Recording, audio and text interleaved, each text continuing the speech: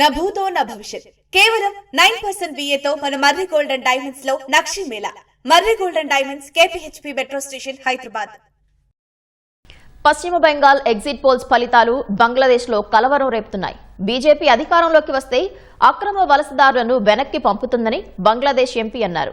తద్వారా బంగ్లాదేశ్కు వలసదారుల వెల్లువ పోటెత్తుతుందని ఆయన ఆందోళన వ్యక్తం చేశారు. బంగ్లాదేశ్ ఎంపీ వ్యాఖ్యలతో టీఎంసీపై బీజేపీ నేతలు ఎదురుదాడి పెంచారు.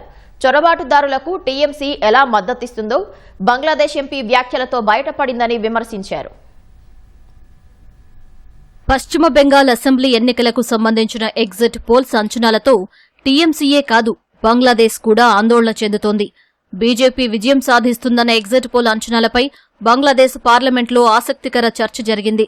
బెంగాల్లో బీజేపీ ప్రభుత్వం ఏర్పడితే అక్రమంగా నివసిస్తున్న బంగ్లాదేశీయులందరినీ వెనక్కి పంపే ప్రమాదం ఉందని బంగ్లాదేశ్ ఎన్సీపీ నేత ఎంపీ అఖ్తర్ హుస్సేన్ హెచ్చరించారు.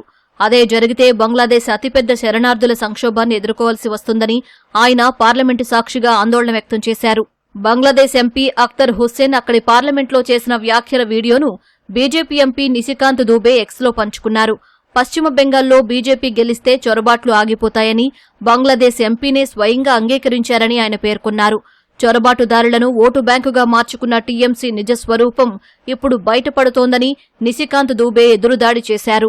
పశ్చిమ బెంగాల్ ఎన్నికలకు సంబంధించి ఇటీవల వెలువడిన పలు ఎగ్జిట్ పోల్స్ టీఎంసీ బీజేపీ మధ్య హోరాహోరీ పోరు ఉన్నప్పటికీ కమలం పార్టీదే పైచేయి అని అంచనా వేశాయి. ఓటు వైబ్, టుడేస్ చాణక్య వంటి సర్వే సంస్థలు బీజేపీకి ఆధిక్యమిచ్చాయి. బెంగాల్ ఎన్నికల ప్రచారంలో అక్రమ వలసల అంశాన్ని బీజేపీ ప్రధానాస్త్రంగా మార్చుకుంది. కేవలం ఓటు బ్యాంకు రాజకీయాల కోసమే సీఎం మమతా బెనర్జీ బంగ్లాదేశీ చొరబాటుదారులకు మద్దతిస్తున్నారని ప్రధాని మోదీ, అమిత్ షా సహా ప్రచారంలో పాల్గొన్న ఇతర నేతలు ఆరోపించారు. ఇప్పుడు బంగ్లాదేశ్ పార్లమెంట్లో ఒక ఎంపీ చేసిన వ్యాఖ్యలు బీజేపీ ఆరోపణలకు మరింత బలాన్ని చేకూర్చేలా ఉన్నాయి.